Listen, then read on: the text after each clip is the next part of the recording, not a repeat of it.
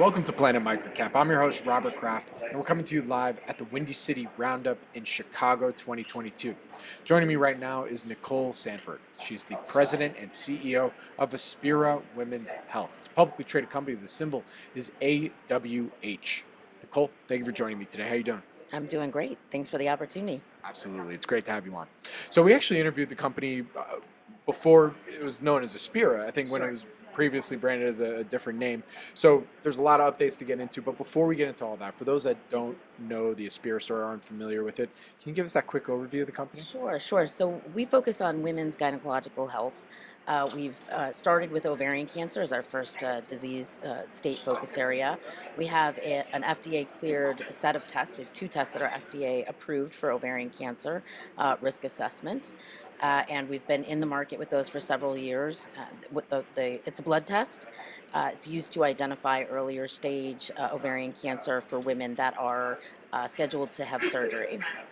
We're in the process of launching a second test, a new test that will be used for all women with pelvic masses. So we're about to substantially expand the usefulness of our test, or the patient population that'll be able to benefit from an earlier stage ovarian cancer risk assessment. Very good. So like I said, it's been a few years since we've done an interview together. So, rather than all the updates in the last few years, Sure. let's say in the last 12 months, what would you say are some of the company's highlights? Sure. Well, we've been focusing on commercial adoption. Obviously throughout the COVID era, we learned how to reach doctors in a different way. There have been some benefits to that.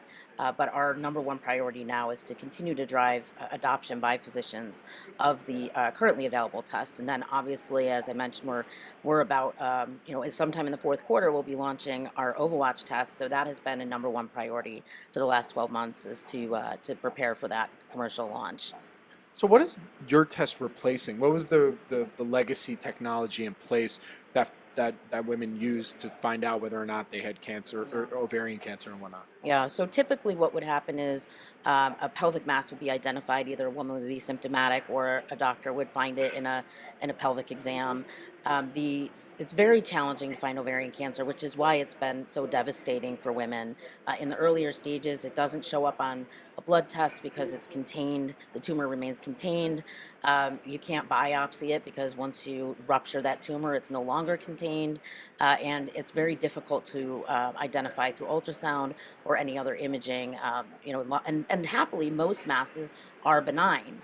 But that's been the challenge. There's a tumor marker, CA125, that has been approved for monitoring recurrence. It's really been the only option for doctors for a long time, is to use it off-label.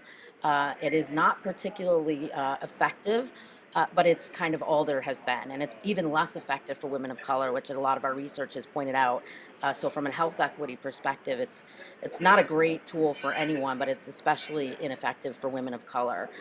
So our test is significantly more effective. It measures various biomarkers in the blood combined with some other factors to assign a risk factor. Now, the great thing about our test is CA125 is one of the biomarkers that we include.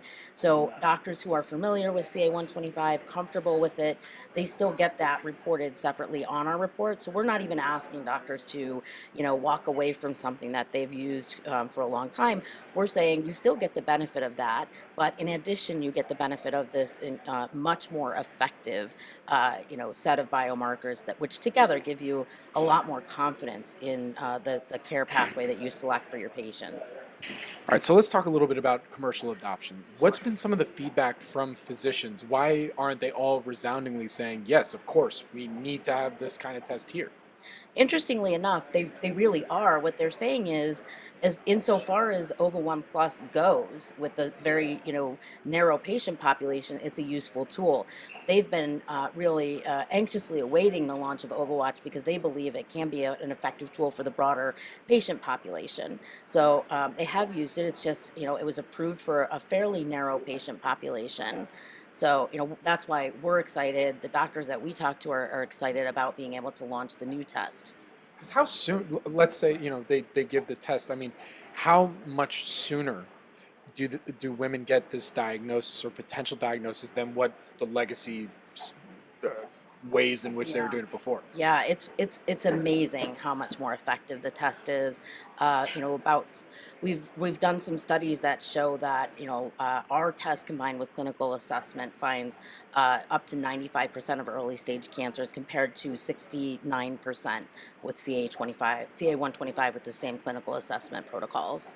So quite a bit more effective. So, Nicole, we were talking offline how you just came in as CEO in March of this year. Love to hear more about your background. Sure. So I spent nearly 30 years at Deloitte. I started out as an auditor, but transitioned into the advisory practice. Spent a number of years leading very complex projects for large companies and in all different industries. And I became a turnaround and startup expert within the firm, and did a lot of that work with practices that needed some sort of a transformation. I retired and was invited to join the board of Aspira. I served on the audit committee as the chair for about a year, and then the opportunity to come in and lead the company was presented, and I just couldn't say no. I'm a cancer survivor myself. I lost my grandmother to ovarian cancer, so I have a personal connection to the mission, as does, by the way, almost everyone that works with us has a personal connection either through someone they know or just the mission in general for women's health. And when I looked at what we really needed as a company, I realized it was all about execution, and that's really what I'm known for. So I jumped in with both feet, and we're moving forward. Absolutely. Thank you for all that as well. So, to close us out here, from what you can tell us, what would you say are some of the company's value catalysts that you want folks to pay attention to for the rest of 2022 going into 2023? Right. Well, first and foremost, launch of OvaWatch is the number one priority for the company, and adoption for both our OvaOne Plus test and the OvaWatch test.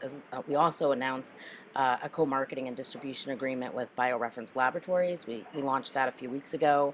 It's been a great cultural fit for the two companies. I think we're going to see some great additional adoption from that, and we're looking forward to being able to make additional announcements around our EndoCheck product. So those are the things that are right in front of us right now. Very good. So with that, where can our audience go and find more information on Aspira? On our website, Aspira Women's Health, so aspirawh.com. Well, Nicole, thank you so much for joining me today. Really do appreciate it, and we look forward to your next update. My pleasure. Thank you.